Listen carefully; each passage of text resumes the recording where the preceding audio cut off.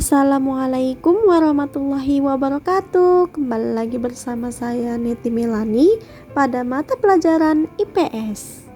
Kita akan membahas tentang potensi lokasi dan upaya pemanfaatannya. Berdasarkan letak Indonesia yang strategis dan keadaan letak strategis Indonesia dengan negara lain. Dikutip dari Kemendikbud Republik Indonesia bahwa setiap lokasi di permukaan bumi itu memiliki keunikan dan potensi yang berbeda dengan lokasi lain. Tidak ada lokasi yang karakteristiknya sama persis satu sama lain. Indonesia juga memiliki karakteristik dan potensi tersendiri yang berbeda dengan wilayah lain. Nah, ini dia potensi lokasi Indonesia yang strategis terdiri dari yang pertama itu potensi lokasi Indonesia secara astronomis. Nah, secara astronomisnya Indonesia terletak di antara 6 derajat lintang utara sampai 11 derajat lintang selatan dari Pulau Miangas sampai Pulau Rote, dan di antara 95 derajat bujur timur sampai 141 derajat bujur timur dari Sabang sampai Merauke. Posisi ini membuat Indonesia ada di wilayah tropis sehingga memiliki iklim tropis. Ditandai dengan suhu dan curah hujan yang tinggi. Suhu di Indonesia antara 27 derajat sampai dengan 32 derajat Celcius. Curah hujan tahunan berkisar antara 1000 sampai 4000 mm per tahun. Yang kedua itu ada potensi lokasi Indonesia secara geografis.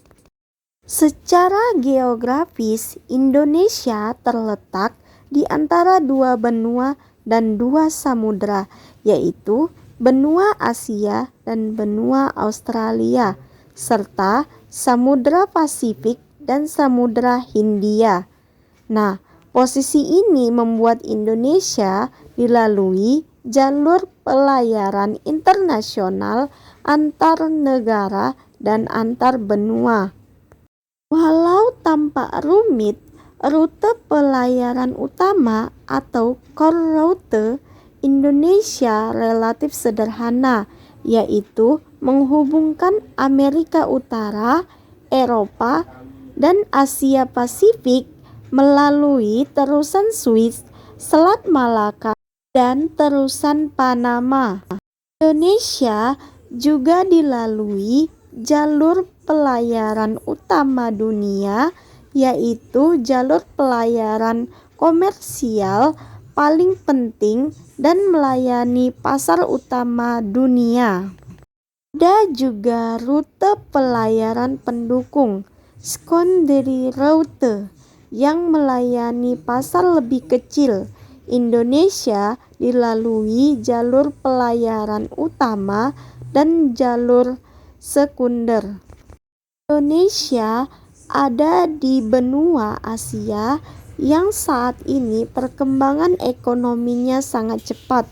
Pada peta jalur perhubungan dunia, negara-negara Asia Timur seperti Jepang dan Korea Selatan, negara-negara Asia Timur lewat jalur Selat Malaka mengirimkan barang-barang ekspor ke berbagai wilayah di dunia, seperti Afrika, Timur Tengah, dan Eropa.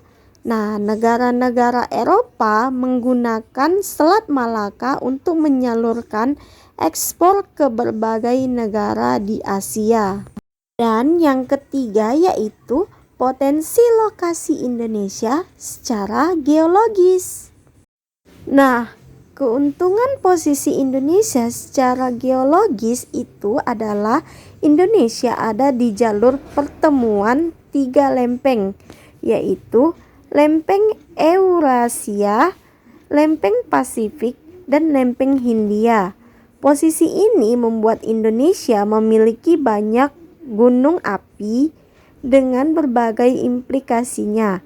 Nah, keuntungan letak geologis ini adalah beragamnya potensi sumber energi dan mineral. Contohnya, energi panas bumi banyak dikemukakan di Indonesia karena ada aktivitas kegunungapian. Aktivitas kegunungapian juga membuat banyaknya bantuan mengandung berbagai mineral berharga dan menyuburkan tanah. Tetapi lokasi ini jadikan Indonesia rawan bencana alam, khususnya letusan gunung api dan gempa bumi.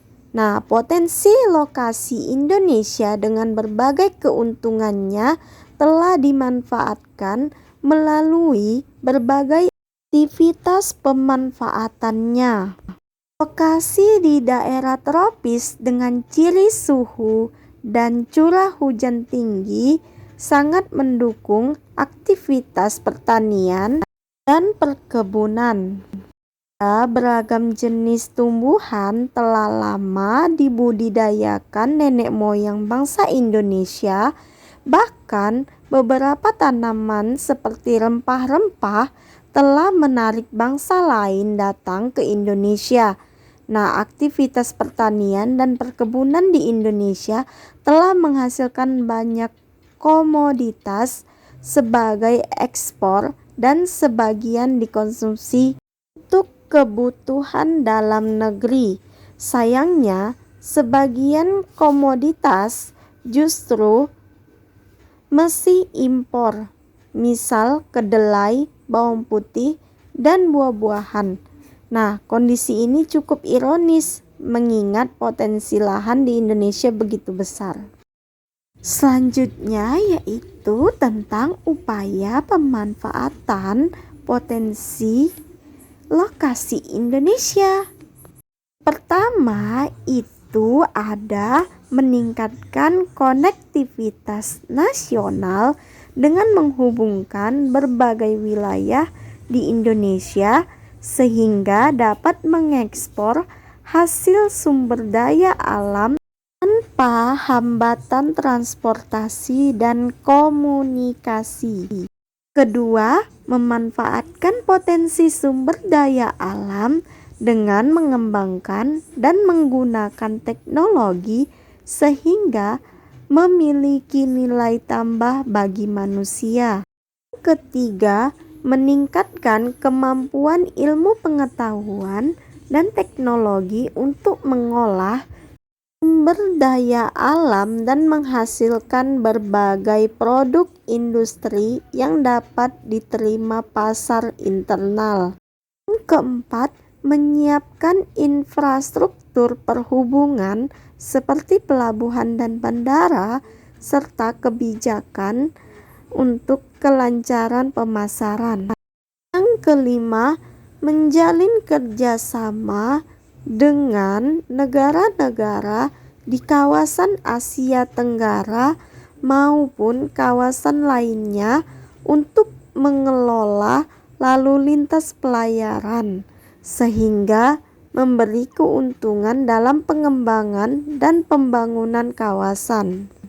Dan yang terakhir itu ada meningkatkan kualitas sumber daya manusia dalam mengelola sarana dan prasarana perhubungan sehingga memenuhi standar pelayanan.